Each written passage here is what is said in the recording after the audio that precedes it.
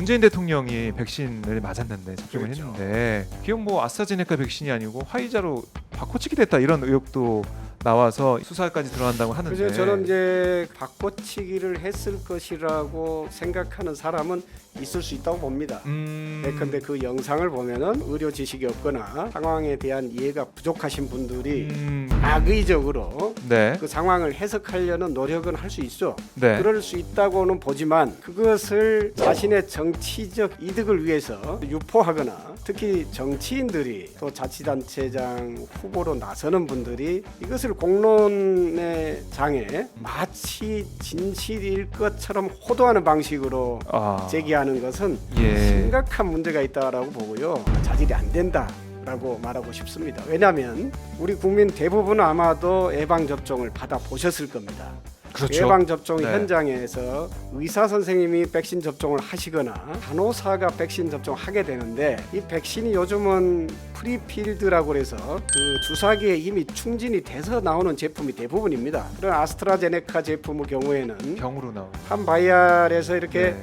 1인분을 나눠서 주사를 해야 되죠. 그러면 최초의 주사 바늘이 들어갈 때 세균 감염의 우려가 생깁니다. 그러면 뚫리니까. 그것을 사람 몸에다 꽂는 것은 아마도 그것을 당해보시는 분은 엄청 불쾌하게 생각할 겁니다.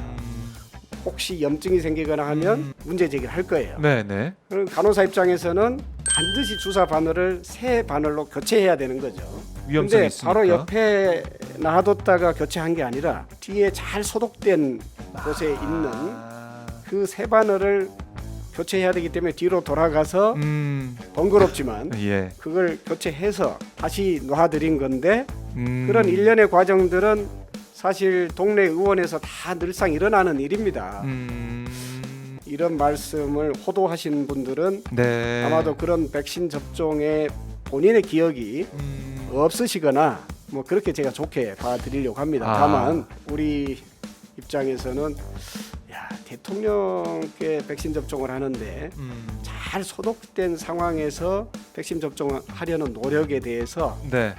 뭘 화이자 백신으로 바꿔치기 말도 안 되는 문제 제기하신 네. 분들은 반성하십시오. 반성하십시오. 네. 의사 입장에서 어떻게 보세요? 아스트라제네카 백신이 정말 우리가 맞으면 안 되는 그런 백신이라고 생각은 하시나요? 아닙니다. 어떻게 보십니까? 아스트라제네카 제가 물어보는 것도 좀 백신의 그렇네요. 예. 장점은 네.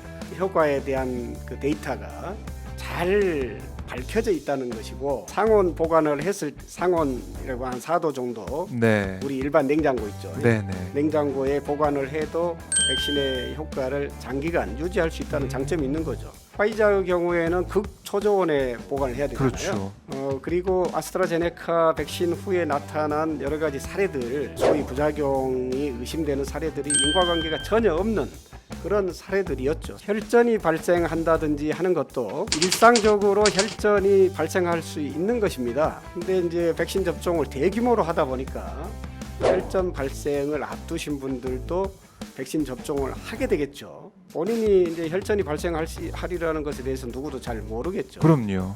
이번에 이제 대통령의 백신을 화이자로 바꿔치기 한 것 아니냐라고 제기하신 분은 그 부분까지 지금 포함해서 문제 제기하신 거라고 봅니다. 네네. 아스트라제네카가 위험하다. 전혀 아닙니다. 무엇보다 전 국민이 네. 신속하게 백신 접종을 완료하는 것이 제일 중요합니다. 네. 그래서 코로나19에 대한 좀 위험성에서 벗어나서 11월에 집단 그렇습니다. 면역이 일어나는 게 제일 중요한 거고요. 아무리 빠른 게 중요하다고 해도 효능이 없는데 효과가 없는데 백신 접종을 하겠습니까? 그런 상식적인 얘긴데 또 가짜 뉴스나 가짜 정보 이런 것들 허위 정보들이 나와서 다시 한번 저희가 짚어드렸습니다. 네, 새로운 가짜 정보도 제가 최근에 알게 됐는데 무슨 마이크로칩을 심는다라는 말이 백신 나올 넣으면서? 정도로 말도 안 되는 정보에는 현혹되지 마십시오. 네, 해역되지 마시고.